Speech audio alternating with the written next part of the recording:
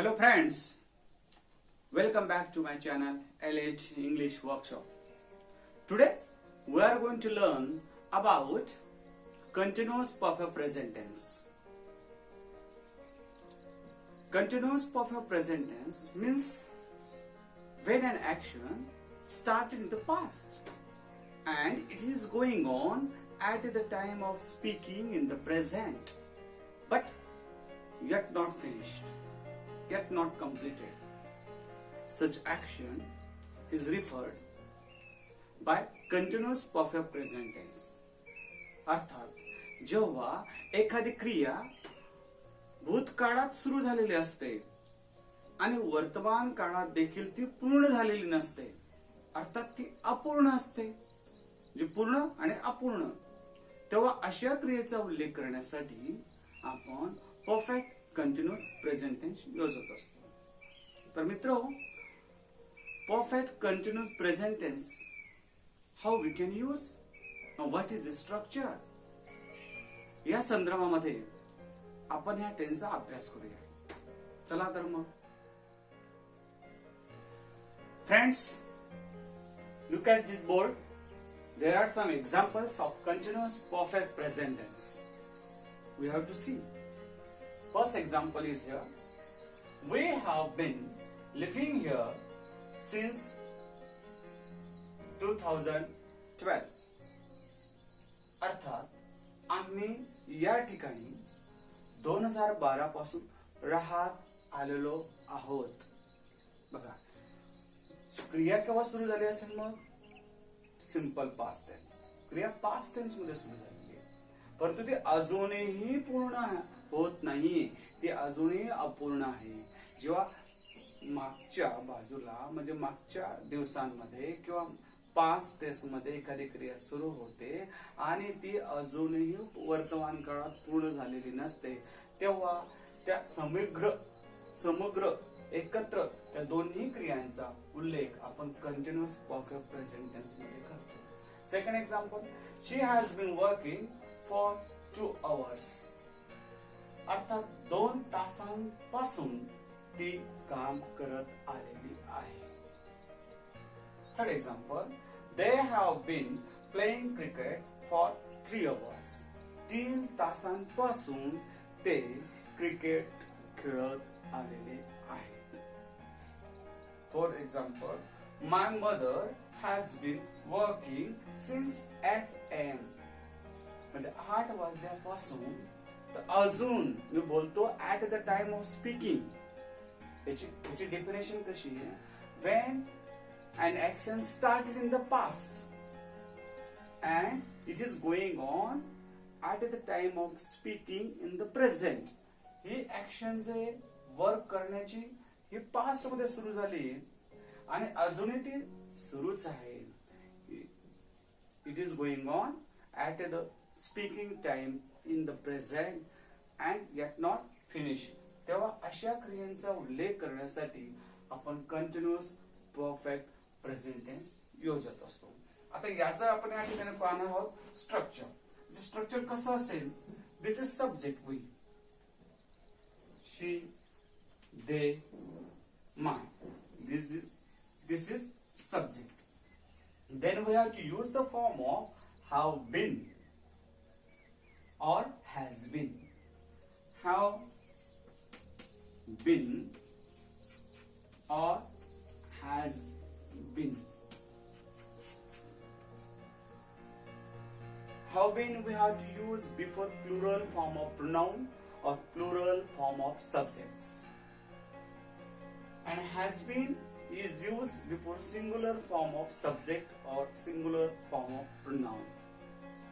म्हणून she third person singular आहे म्हणून has been, and first person third person plural first person plural आहे म्हणून has been, sorry have been.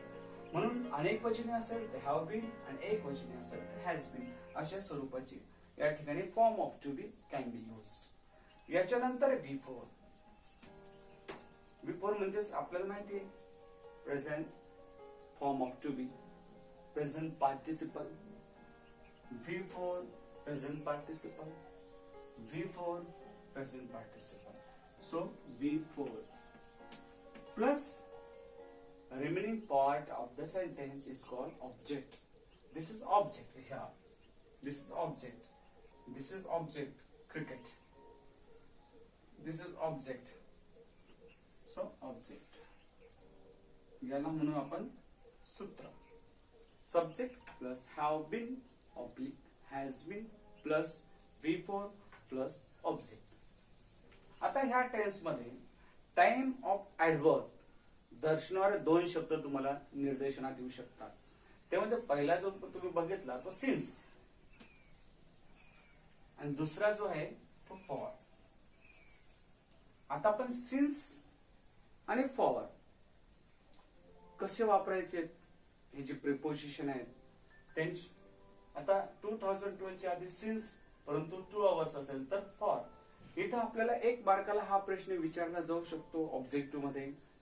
जर तुम्ही जनरल इंग्लिश ग्रामरचा अभ्यास करत असाल तर, कॉम्पिटेटिव्ह इंग्लिशचा अभ्यास करत असाल तर, आणि तसंही सिन्स आणि फॉर वापरताना आपलं गोंधळ होऊ शकतो.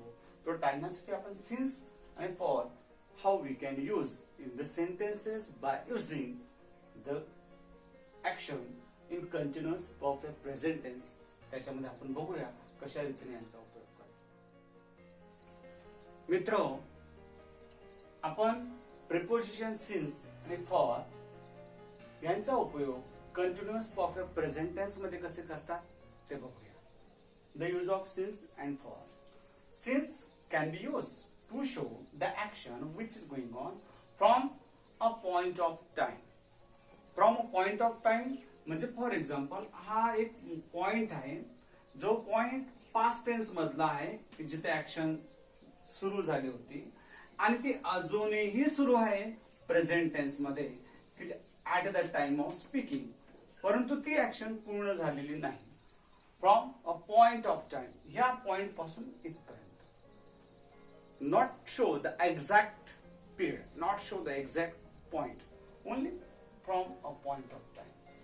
आणि for is use to show the exact point of time म्हणजे for the period of time.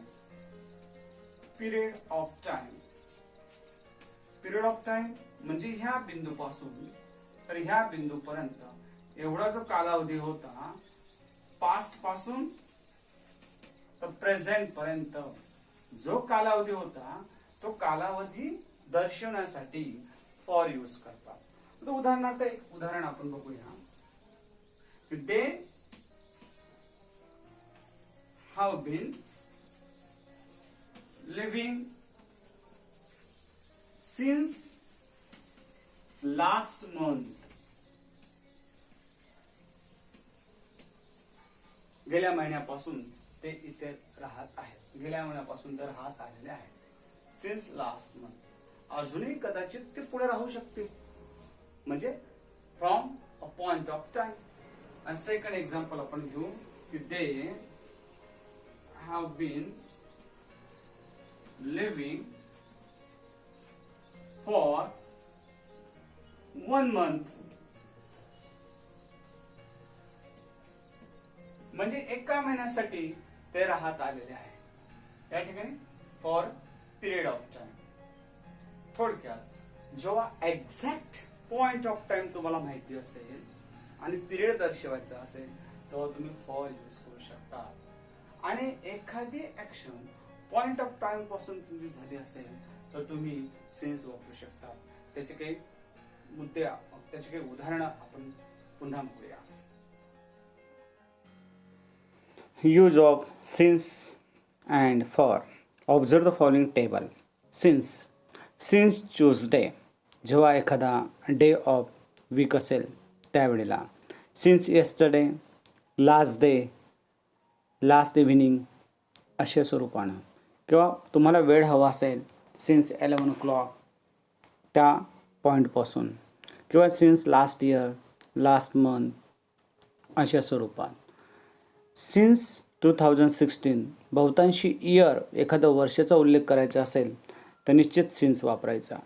Since childhood लहानपणापासून अशा स्वरूपानं आपण सिन्सचा उपयोग करू शकतो. म्हणजे from the point of time. For हा पर्टिक्युलर पिरियड असतो. फॉर अ वीक किती दिवसांचा असतो तो week. For a day 24 hours असेल किंवा 12 days 12 दिवस आहेत, 15 दिवस आहेत, तेवढा कालावधी आहे त्याच्यासाठी.